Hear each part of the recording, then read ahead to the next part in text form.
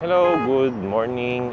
Winter ngayon dito sa Dubai. Ang pag-uusapan naman natin ngayong content ay yung transportation dito sa Dubai. Meron tayong bus, metro, taxi, at ang pag-uusapan natin ngayon ay yung experience. And anong meron nga ba sa Dubai taxi dito?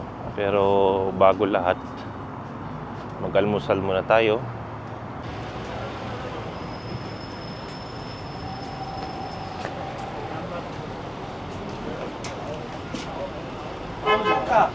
Ha? Eh, wala pa order.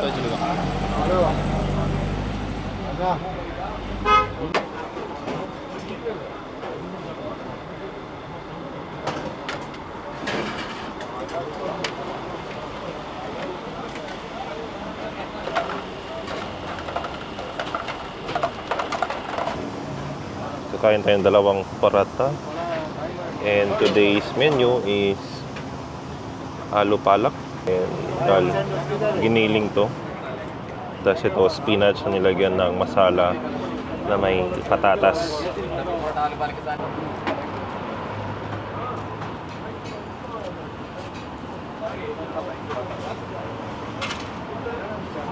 Alam niyo ba, dito itong parata nagkakalaga ng 1 dirham. So, sa Pilipinas 15 to 16 pesos. Then ito namang dip or tinatawag nilang parang palaman sa parata, nagkakahalaga lang ng 350 to 5 dirham. Yung ganito karaming serving, good for 2 person na. Solve. Ayan, tapos na tayo mag-almusal. Yung total bill natin nasa 7 dirhams plus 1 chai. Nakatatlo akong parata. Ngayon pag-usapan naman natin yung about sa taxi kasi pupunta ako sa driving school ngayon. Meron akong parking test today. Dahil ngayon, papa-experience ko sa inyo sa video na to kung paano or how does it like riding on taxi. Pare, yes. Which car? Coming?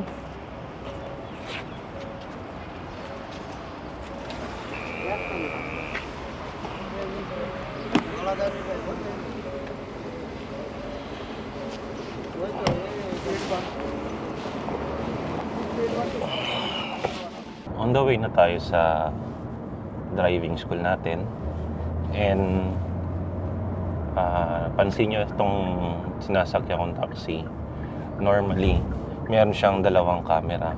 Isa sa pasahero, which is nakikita nyo dun sa front, sa ibabaw ng salamin na nakita nyo kanina. At isa dun sa left hand side nung nagmamaneho para makita yung condition ng driver.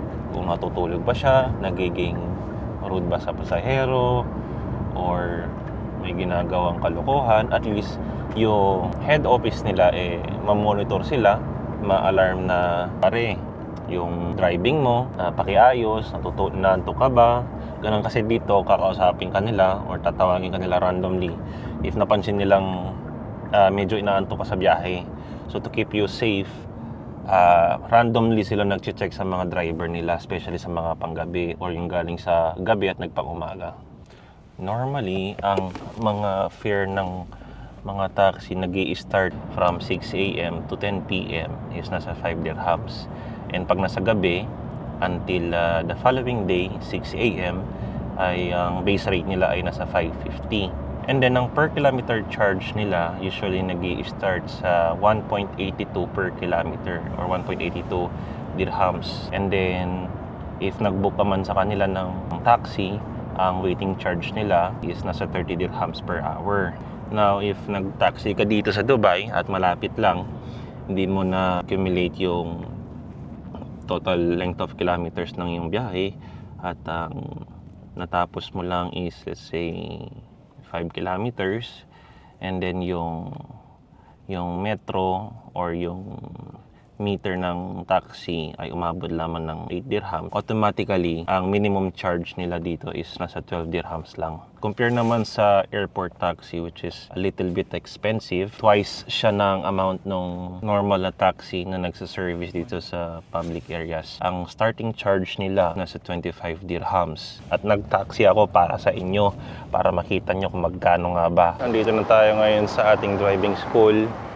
Pagpasok na dito, hindi na tayo pwedeng mag-record ng video kasi bawal. Siyempre, company privacy yun. Total of 6.22 kilometers at 18 minutes with little soft traffic. And that cost me 23 dirhams and 50 fils. Bro, Dera City Center bus stop. Metro Station.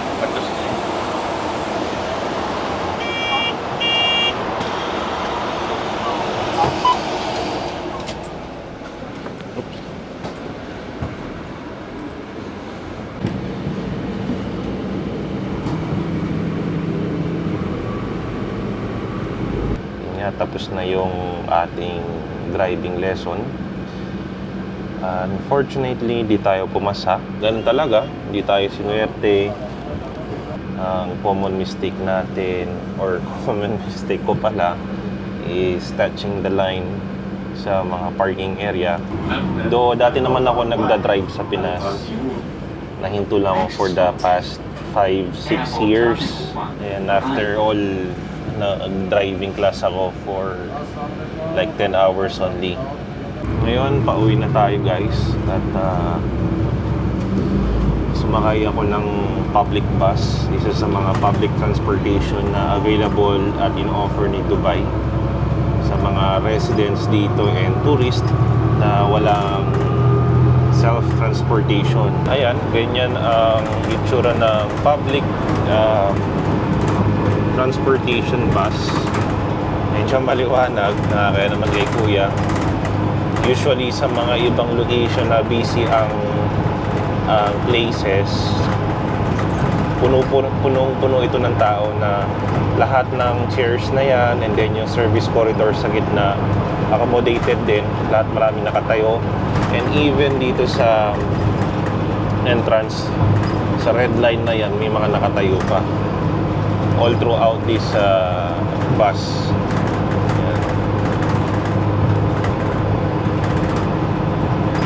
Ayan. Ganyan ang itsura ng public transportation ng bus dito sa Dubai. Merong different colors ang taxi, which is very visible dito. Merong red, blue, yellow, green, orange, and pink. Mga taxi na to all operated under RTA supervision, but they are run by private companies. So ang red roof na taxi ay run by DTC or Dubai Taxi Corporation. Sila yung merong pinaka largest number of taxis across UAE, kung yung nagkakamali. Makikita mo sila entirely across UAE. Sila yung number 1 na napakaraming taxi dito. Sumunod yung yellow roof na taxi. He is one of the pioneer or leading taxis that started year 2000 dito sa Middle East. Parang sila yung second to the largest taxi company, and they are being operated by private company named National Taxi. And then yung sumunod na type ng taxi dito sa UAE, which is common, yung mga blue roof taxi, which is sila yung first company na nag-introduce ng hybrid type of car na wala dito sa mga naunang taxi. And they are being operated and run by private company, Cars Taxi.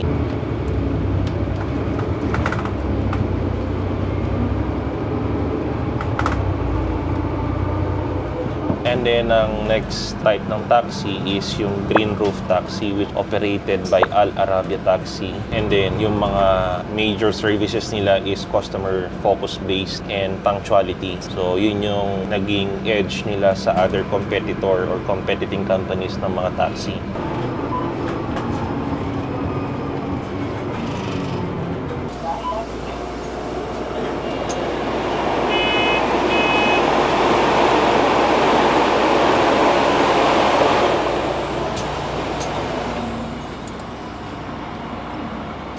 Hello guys, ayun. Nakababa na tayo ng bus. Ngayon, it's already 10:49 na. Mataas na araw, masakit sa mata. Galing pa ako sa trabaho nito, night shift pa. So, diretso na ako sa bahay nito and then pahinga. Hello guys, thank you for watching. Kung may mga tanong kayo sa mga hindi ko na i-share dito sa vlog na to at gusto nyong i-clarify or may mga na-miss ako, just comment down below. This video is not sponsored by any affiliated companies. I hope you like this video. Like, comment, and share para makagawa tayo ng mga next content na pwede kong i-share about dito sa Dubai. That's all. Cheers with my laban. Goodbye.